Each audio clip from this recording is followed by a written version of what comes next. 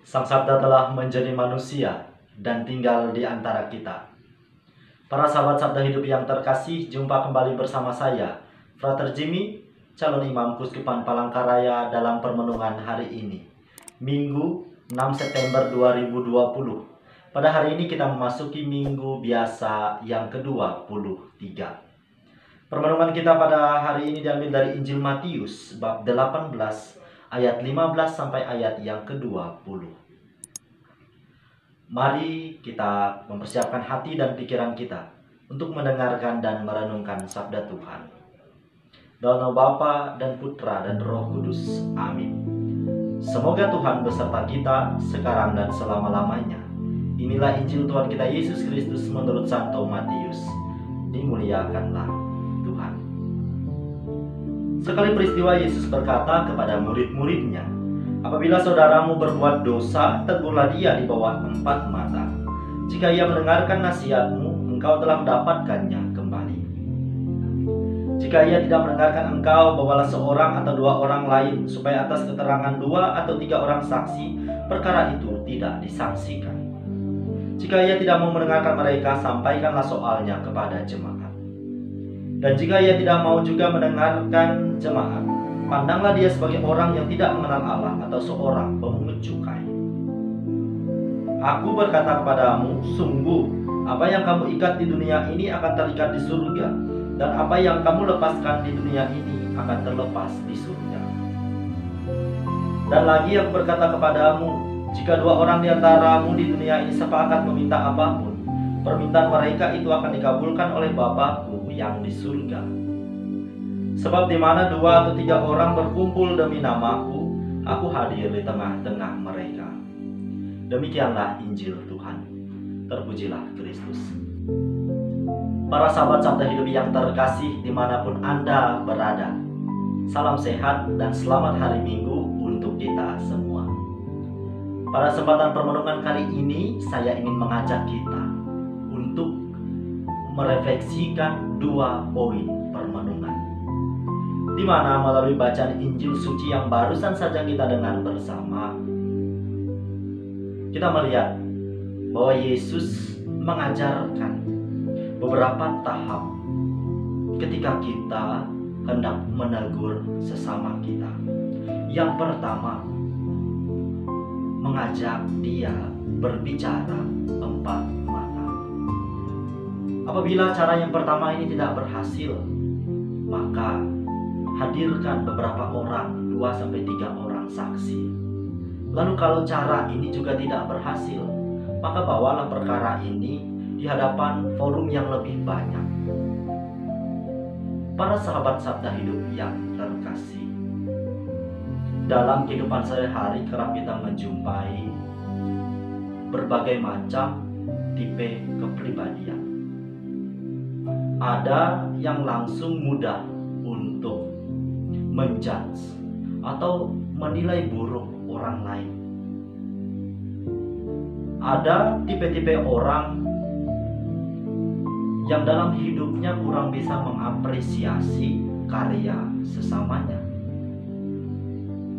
Sebagus apapun karya yang dihasilkan oleh sesamanya, pasti ada saja celah untuk mengkritisi. Nah, ini merupakan kecenderungan yang pasti kita semua juga kerap jumpai atau bahkan kita miliki. Poin permenungan kedua yang hendak saya ajak kita bersama untuk refleksikan, bahwasannya pada hari ini Yesus menegaskan bahwa apa yang kita ikat di dunia ini juga akan terikat di surga. Sebaliknya, apa yang kita lepas di dunia ini akan terlepas di surga. Para sahabat Sabda Hidup yang terkasih, sebagai orang-orang yang beriman, sebagai orang-orang Kristiani yang sejati, kita yakin dan percaya bahwa kehidupan kita di dunia ini hanyalah sementara. Tujuan hidup kita senantiasa mengerucut untuk kembali bersatu dengan Allah di surga. Maka dari itu, dalam perjalanan menuju kembali ke rumah Bapa di surga, kita dituntut untuk mengumpulkan bekal yang cukup.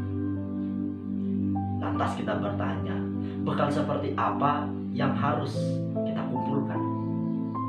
Bekal itu tidak lain ialah amal kasih, berkat, kebaikan yang telah kita hadirkan dalam perjalanan hidup kita. Sebaliknya, tawaran dunia memang menggiurkan, terlihat enak, dan menggembirakan untuk dijalani.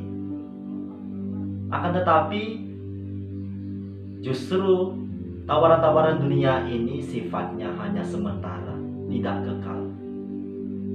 Kalau saya boleh bertanya, apakah harta kekayaan yang kita miliki saat ini kita bawa nanti ketika sudah meninggal? Tentu jawabannya tidak. Maka sekiranya sabda Tuhan pada hari ini sangat jelas. Janganlah kiranya kita melekat dengan keterikatan terhadap tawaran-tawaran dunia ini. Sebaliknya, apabila kita mampu melepaskan keterikatan ini, maka bentuk keterikatan ini juga akan terlepas ketika nanti kita sudah di surga. Sebaliknya, mari kita ikat dengan erat berkat yang kita hadirkan setiap hari melalui seluruh cara hidup kita. Para sahabat Sabda Hidup yang terkasih, melalui permenungan hari ini kita diingatkan untuk memiliki kepedulian, kepekaan terhadap situasi dan kondisi sekitar kita, terutama dalam relasi kita dengan sesama. Bahwasannya keselamatan yang Tuhan janjikan sekiranya bukan hanya saya maknai sebagai keselamatan yang harus saya miliki seorang diri, tetapi kita juga harus mampu membagikan warta keselamatan ini kepada siapa saja yang kita jumpai setiap hari.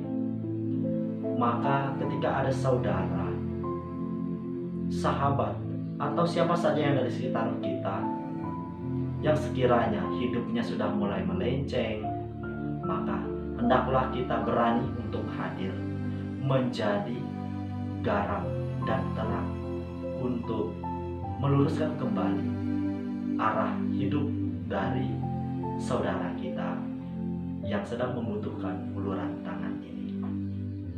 Semoga buah-buah permenungan pada hari ini mampu menginspirasi kita untuk melangkah dengan lebih yakin dan percaya dalam terang sabda Tuhan. Selamat beraktivitas, salam sehat untuk kita semua.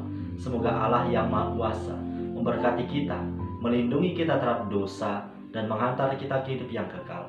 Dalam nama Bapa dan Putra dan Roh Kudus. Amin.